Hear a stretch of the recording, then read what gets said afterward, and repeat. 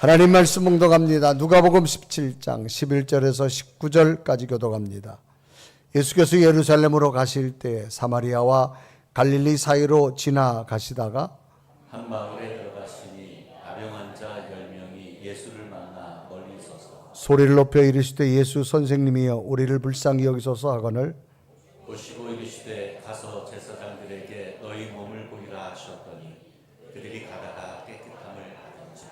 그 중에 한 사람이 자기가 나은 것을 보고 큰 소리로 하나님께 영광을 돌리며 돌아와 예수의 발 아래 엎드려 감사하니 그는 사마리아 사람이라. 예수께서 대답하여 이르시되 10사람이 다 깨끗함 받지 아니하였느냐? 그 9은 어디 있느냐? 이 이방인 외에는 하나님께 영광을 돌리고 소로한 자가 없느냐 하시고 그에게 이르시되 일어나 가라 내 믿음이 너를 구원하였느니라 하시더라. 아멘. 한 가정의 부모님과 아들 부부가 함께 살아가는 가정이 있었습니다. 이 가정에 인정머리라고는 털끝만큼도 없는 데다가 성리마저 고약한 한 분이 계셨는데 이 분의 이름은 시어머님이셨습니다. 이 가정에 시어머니의 횡포에 지칠 대로 지쳐버린 한 며느리가 있었습니다. 두 사람이 시어머니가 며느리의 갈등은 아주 극에 달했습니다. 며느리 입장에서는 이제는 시어머니가 죽지 않는 한 자신이 죽을 수밖에 없다는 아주 절박한 상황까지 이르게 되자 어느 날 며느리는 동네에 덕망 있는 지혜가 많으신 어르신을 찾아갔습니다. 어르신, 한 가지 소원이 있습니다. 제발 우리 시어머님이 죽을 수 있는 방법을 가르쳐 주시면 좋겠습니다. 그래야만 제가 살 수 있는 것 같습니다. 제가 무엇이든 할 테니 제발 우리 시어머님이 죽을 수 있는 길을 가르쳐 주시길 바랍니다. 너무나도 간절하게 애원하는 며느리에게 지혜 많으신 어르신은 말하기를 그러면 내가 원하는 대로 해줄 테니 내가 시키는 대로 다 할 수 있겠느냐라고 말합니다. 그러자 며느리가 네, 그렇게 하겠습니다 대답합니다. 너무나도 간절한 며느리의 대답에 덕망 있는 어르신은 잠시 생각에 잠겼습니다. 그리고 말문을 열었습니다. 그러면 내 시어머니가 가장 좋아하는 음식이 무엇인지 아느냐라고 묻자 예, 우리 어머니는 시어머니는 아주 인절미를 좋아하십니다. 그렇다면 앞으로 100일 동안 하루도 거르지 말고 너를 괴롭히는 시어머니에게 매일 맛있는 인절미를 만들어 대접해 드리도록 하여라 라고 말했습니다. 그러자 어르신으로부터 이제는 자신이 살 수 있는 해결책을 들은 후에는 아주 기쁜 마음으로 집으로 돌아와서는 며느리는 그날 이후부터 하루도 거르지 않고 가장 맛있는 인절미를 만들어서 시어머니에게 대접했습니다. 며느리가 맛있는 떡을 만들어 바치던 첫날입니다. 시어머니는 어리둥절하면서 얘가 왜 이러지? 왜 평소에 안 하던 짓을 하지? 의아했지만 너무나도 좋아했던 인절미였기 때문에 맛있게 먹었습니다. 며느리가 매일같이 말랑말랑한 인절미를 만들어 바친 지 2달쯤 지나니 그 무지막지했던 시어머니의 횡포도 잔소리도 훨씬 줄었고 며느리를 대하는 표정도 훨씬 밝아졌습니다. 이렇게 가장 맛있는 떡을 만들어 매일같이 바친 지 3달쯤 지난 뒤에는 시어머니가 말씀하는 겁니다. 얘야, 참으로 고생이 많구나. 내가 좀 도와줘야 되겠다. 내가 도와주렴 그런 말을 하는 겁니다. 우리 집 며느리는 어쩜 그리도 음식을 맛있게 잘 만드는지 하면서 칭찬을 하는 것이었습니다. 갑작스러운 이런 시어머니 말에 며느리는 깜짝 놀랐습니다. 정말 예전에는 꿈에도 상상하지 못했던 일이었는데 어느 날부터 인정 많고 자상한 시어머니가 되어진 겁니다. 게다가 밖에만 나가면 늘 며느리 흉만 보던 시어머니가 이제는 며느리 자랑에 입에 침이 마를 정도가 됐습니다. 며느리가 보기에도 지금까지 살아오면서 전혀 상상해보지 못했던 일이 벌어진 겁니다.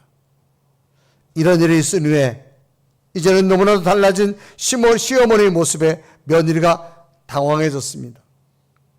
너무나도 달라진 시어머니의 모습을 보게 된 어느 날 며느리는 이렇게 좋은 시어머니가 곧 죽게 된다는 사실이 너무나 가슴 아프게 느껴지기 시작합니다.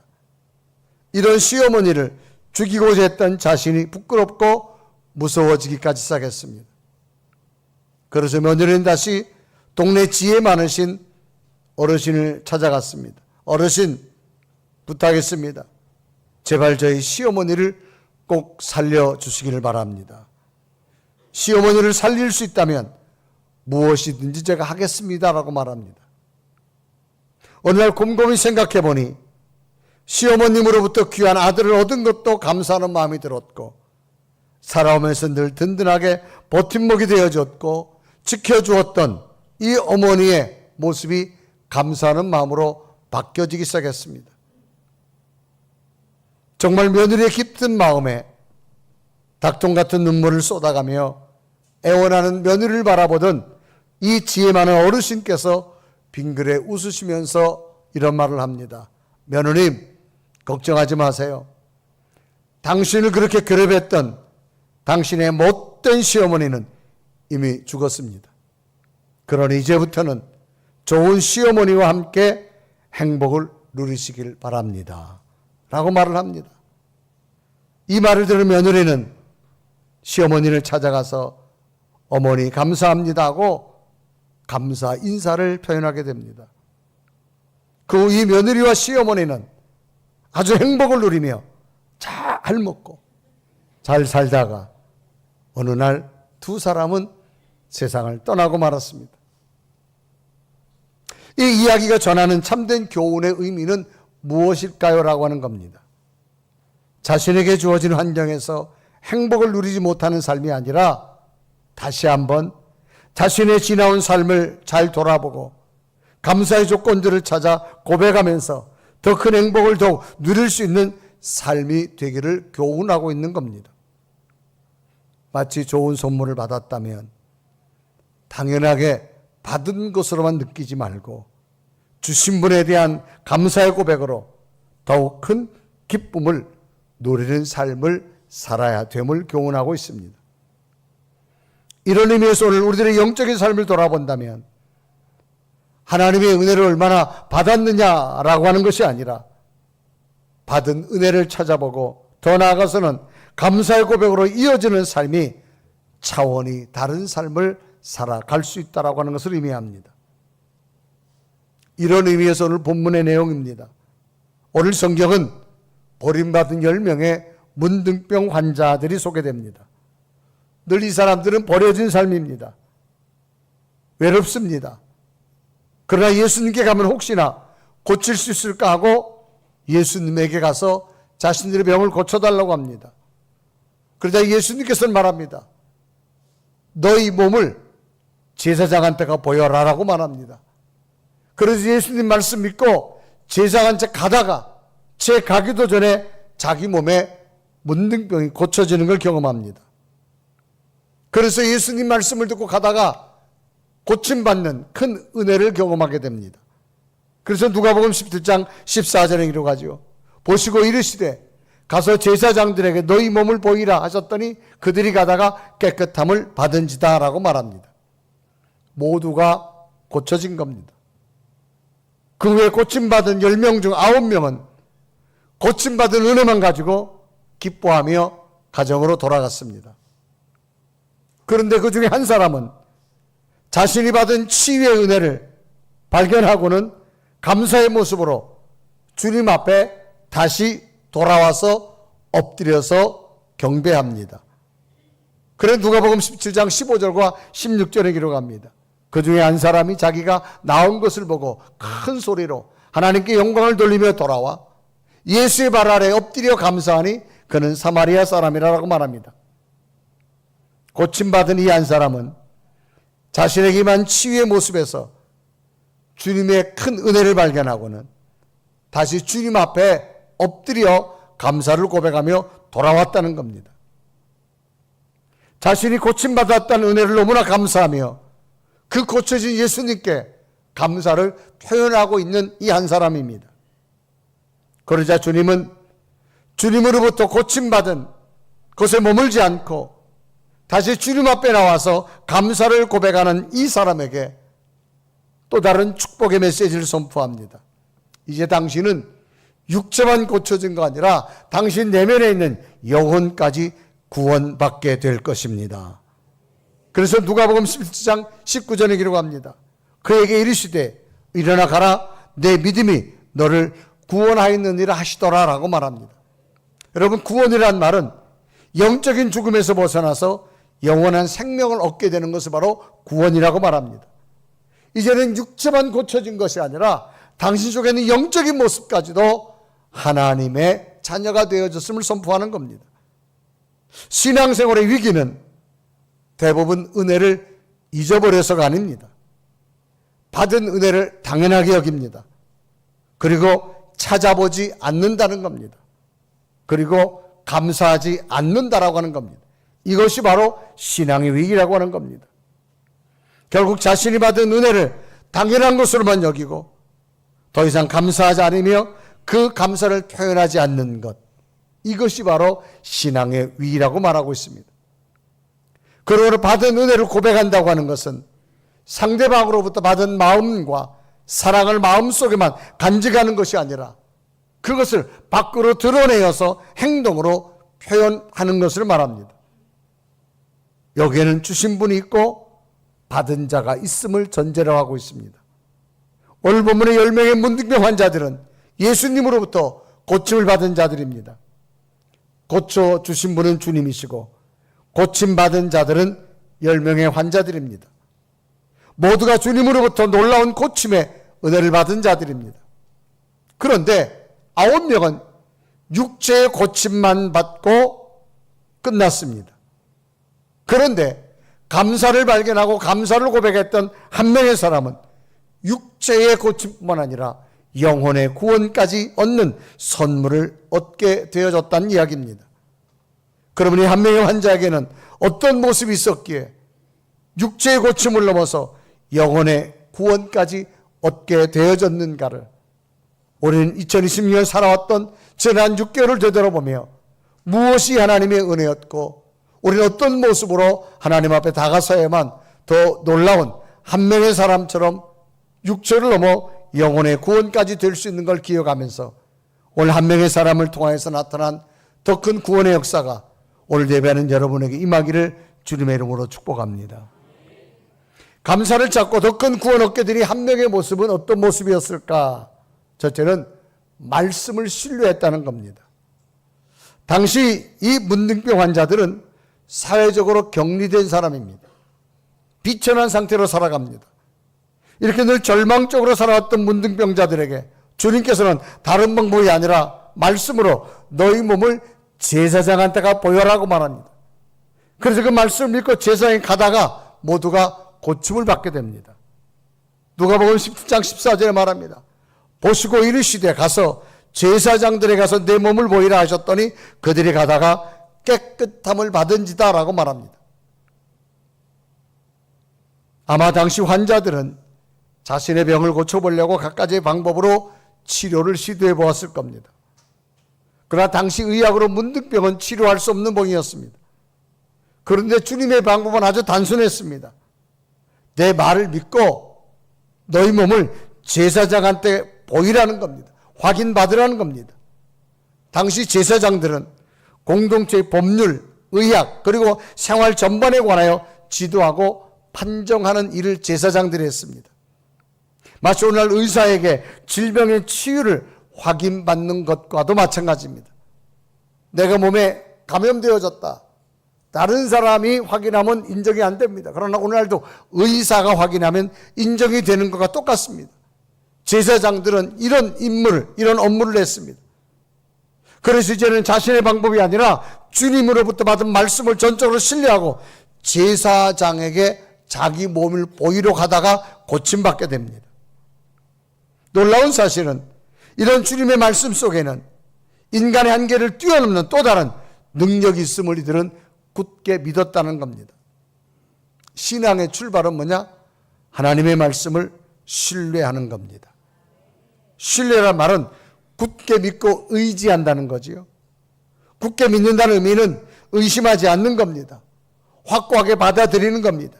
그래서 확신하다, 의심 없이 받아들이다라고 하는 뜻을 가지고 있습니다. 이런 의미에서 우리들의 믿음은 어떤 모습일까라고 하는 겁니다. 오늘도 하나님의 말씀은 우리에게 수없이 들려옵니다. 읽고 깨닫습니다. 이럴 때 하나님 말씀을 얼마나 신뢰하고 있느냐라는 겁니다.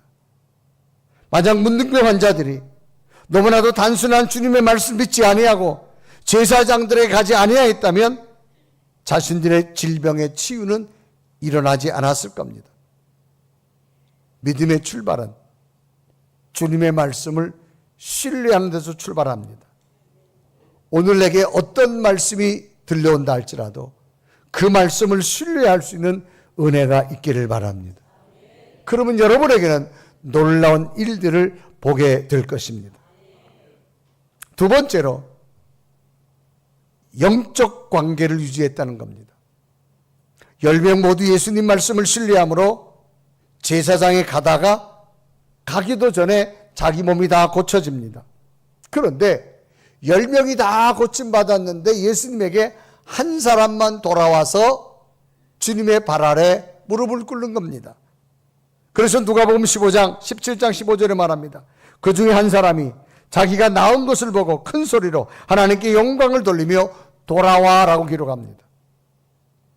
고침받은 자들의 한 사람은 자신의 치유된 모습을 확인하고는 놀라운 기적을 주신 예수님에게 다시 돌아왔습니다.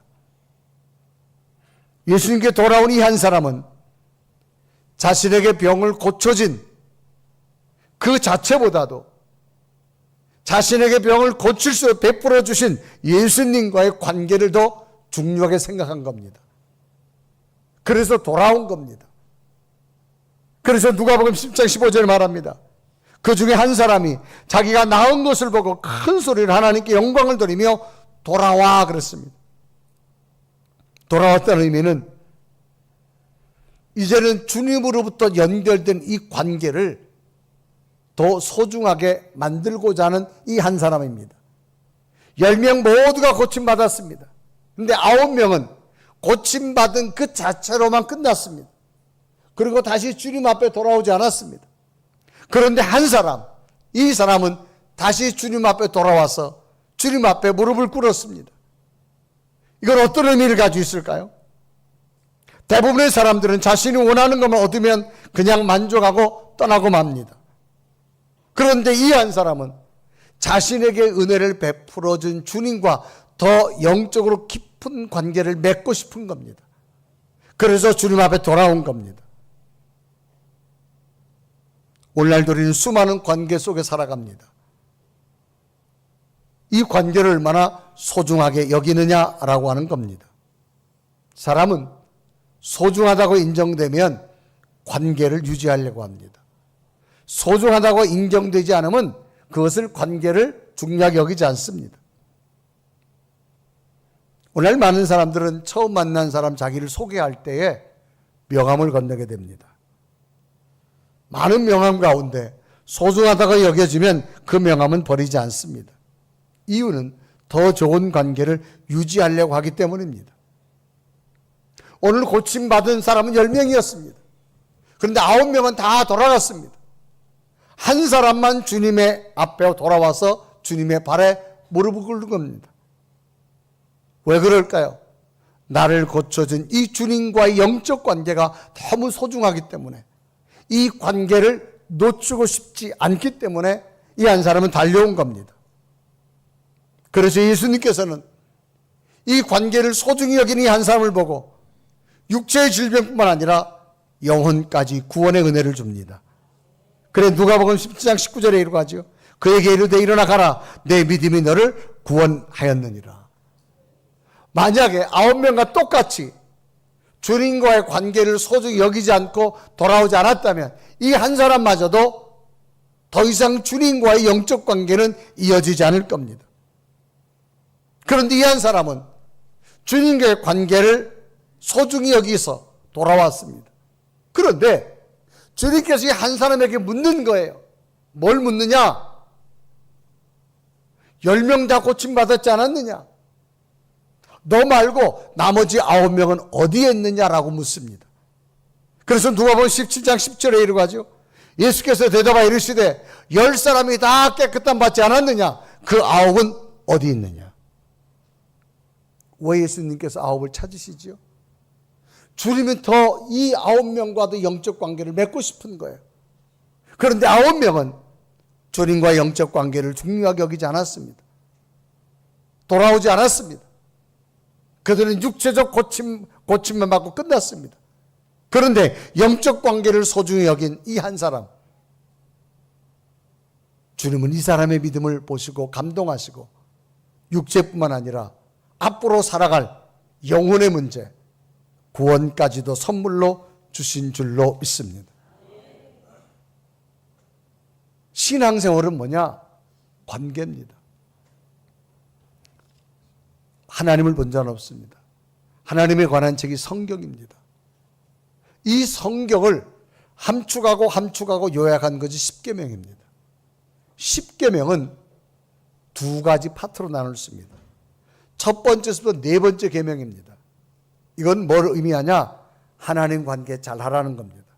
그리고 첫 번째 계명, 나 외에 다른 신을 섬기지 말라는 것부터 하나님 관계 잘 하라는 겁니다. 그 다음 5번째부터 10번째 계명은 뭐냐?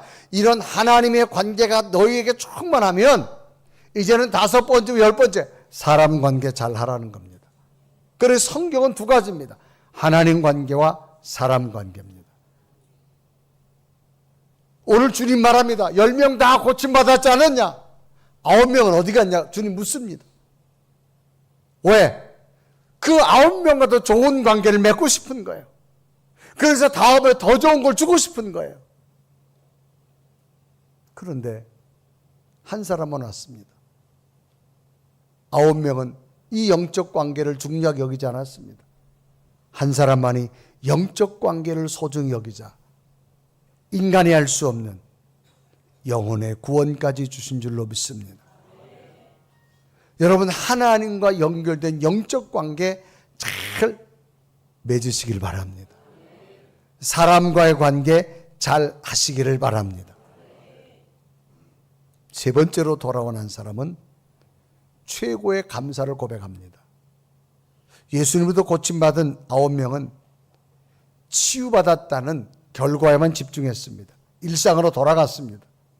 그런데 사마리아 한 사람은 자신의 고침을 주신 주님께 돌아와서는 주님 발 아래 엎드려 감사를 했습니다. 이때 장면이 누가복음 17장 16절입니다. 예수의 발 아래 엎드려 감사하니 그는 사마리아 사람이라. 이 한 사람은 예수님으로부터 자신의 문둥병이 고침받은 것이 당연함이 아닌 걸로 여겼습니다. 주님으로부터 받은 큰 선물임을 알았습니다.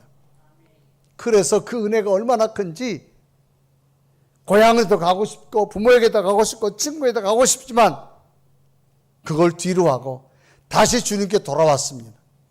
그리고 큰 소리로 무릎을 꿇으면서 오늘 성경에 보면 감사를 드렸다. 하나님께 영광을 돌렸다. 그런 이야기입니다. 그래서 오늘 누가복음 17장 15절에 말하죠. 그 중에 한 사람이 자기가 낳은 것을 보고 큰 소리로 하나님께 영광을 돌리며 돌아와라고 말합니다. 이것은 주님으로부터 치유받은 것이 당연한 것이 아니라는 겁니다. 너무나도 큰 선물이라는 겁니다. 그러므로 이 감사를 당연한 것을 여기지 않고 다시금 주님 앞에 감사를 돌려드리는 고백을 하려고 지금 감사하면서 주님 앞에 돌아오게 된 겁니다. 오늘은 우리 2026년 6월이란 시간을 보내고 7월에 첫 주 왔습니다. 여러분 2026년 첫 시간을 시작하면서 여러분 기도 제목 가운데 가장 소중한 게 가장 중요한 게 뭐였어요? 아마 이거였을 겁니다. 건강함 달라고. 나도 건강하고 우리 가족들도 건강함을 달라고 기도했을 겁니다. 순간순간 이 기도 빠지지 않았을 겁니다.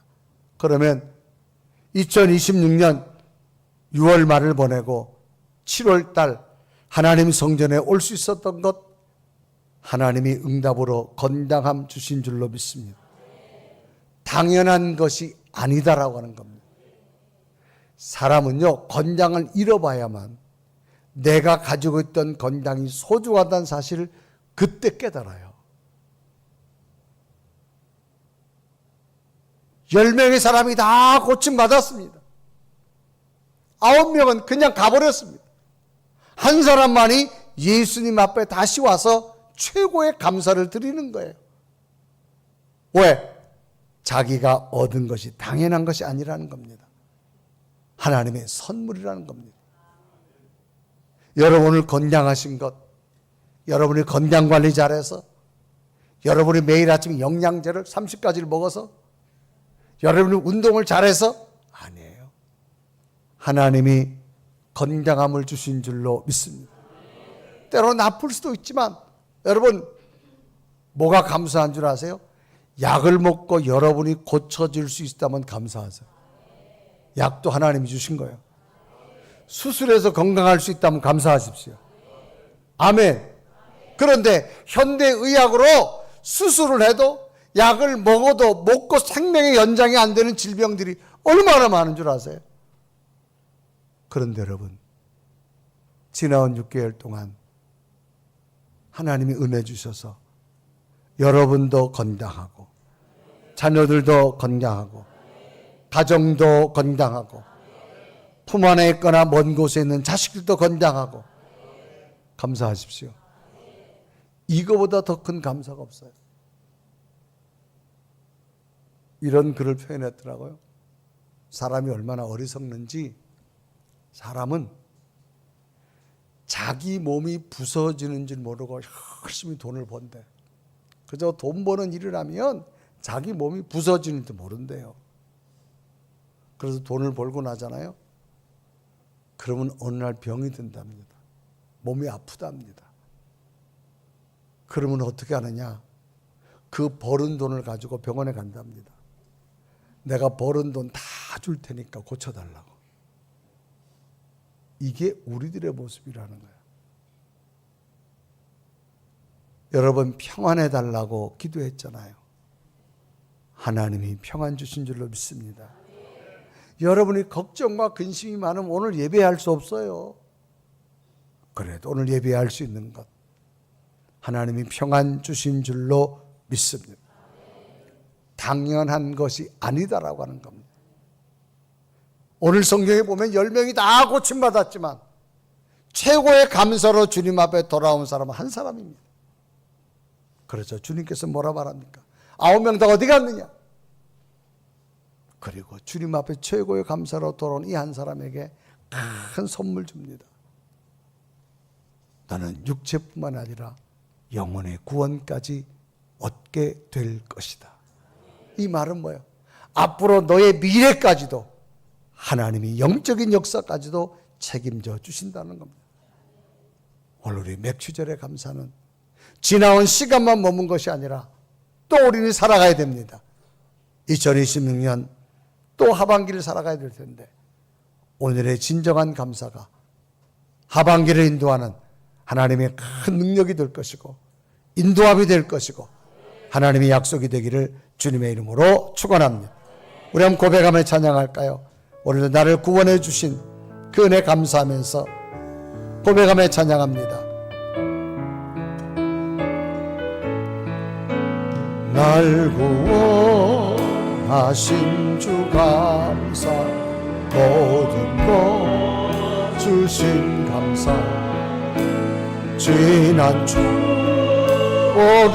내 감사, 주 내 곁에 계시네, 향기로 봄철의 감사,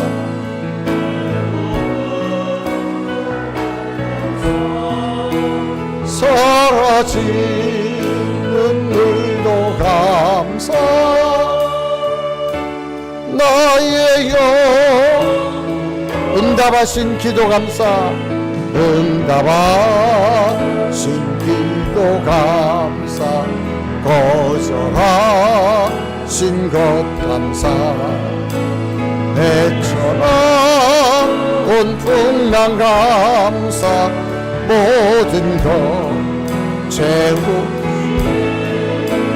아픔과 기쁨도 감사 절망 중 위로 감사 증량 못할 은혜 감사 그 신사랑 감사해. 우리 함 다 같이 두 눈을 감으시고 오늘 말씀을 한번 우리 마음에 묵상해 봅니다. 오늘 성경은 10명의 환자들이 다 고침받았습니다. 9명은 너무 좋아서 가정으로 친구에게로 삶의 연적으로 돌아갔습니다. 그런데 한 사람만이 다시 주님 앞에 돌아와서 큰 소리로 하나님 앞에 감사를 고백하며 무릎을 꿇고 감사를 드린 이 모습, 주님께서 분명히 질문했습니다. 9명 어디 갔느냐? 9명 어디 갔냐고 묻습니다. 그러나 주님은 감사를 고백하며 돌아온 이 한 사람, 이에게는 육체의 구원뿐만 아니라 앞으로 미래의 영혼의 선물까지 하나님이 주신 것을 봅니다. 오늘은 2020년 맥주감사주일입니다. 맥주감사주일은 지나온 시간을 감사로 고백해 드리는 우리의 고백의 예배입니다. 주님은 물으시겠지요. 내가 지나간 6개월을 다 인도했는데 나머지 다 어디 갔느냐? 라고 물으신다면 우리는 감사의 고백으로 예배합니다. 오늘의 감사가 2026년 또 후반기 살아가는 삶 가운데 더 큰 미래의 선명한 약속이 일어나게 될 줄로 믿습니다. 두려워하지 마십시오. 염려하지 마십시오. 감사하는 자 하나님이 책임지시고 하나님이 세계를 열어주시고 새로운 치유를 주실 것이고 하나님이 약속을 주실 줄로 믿습니다. 우리 시간 고백하며 하나님 오늘도 감사의 모습으로 주의 전에 왔습니다. 주님 앞에 무릎 꿇는 심령으로 기도합니다. 주님 이 시간 주의 더 큰 은혜가 우리 영혼과 육체 속에 임하게 하여 주옵소서. 병든 자는 더 고쳐지게 하여 주옵소서. 근심과 염려는 사라지게 하시고 내가 할 수 없는 미래의 놀라운 일들 하나님이 이루어 주실 줄로 믿습니다. 오늘 나의 감사가 진정한 감사가 되게 하여 주옵소서. 우리 간절히 고백하며 기도드립니다. 살아계신 주님, 이 시간도 주 앞에 기도합니다. 간구합니다. 오 살아계신 주, 오 성령의 주님, 나를 기억하여 주옵소서. 나를 세워주시옵소서. 하나님의 사람은 하나님의 공로가 하나님의 약속으로 임할 줄 믿사오. 오 감사하신 하나님, 오 성령의 하나님, 주의 나의 진정한 감사로 말미암아 하나님의 약속을 얻기 원합니다. 하나님 은혜를 발견하기 원합니다. 하나님 앞에 세워줄 수 있는 되게 원합니다. 진정한 감사의 고백으로 복되게 하여 주옵소서. 아멘.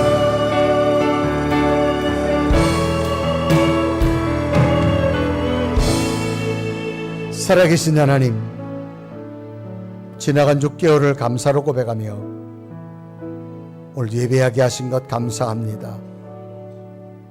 주님이 주신 것 당연한 것 아니라 하나님의 은혜였음을 고백하며 이 감사절에 예배드린 심령, 우리의 감사를 받으시고 더 큰 하나님의 약속, 계획, 하나님의 뜻, 하나님의 치유하심 경험하는 후반기의 삶이 될 수 있도록 인도하여 주옵소서. 예수 그리스도의 이름으로 간절히 기도드리옵나이다. 아멘.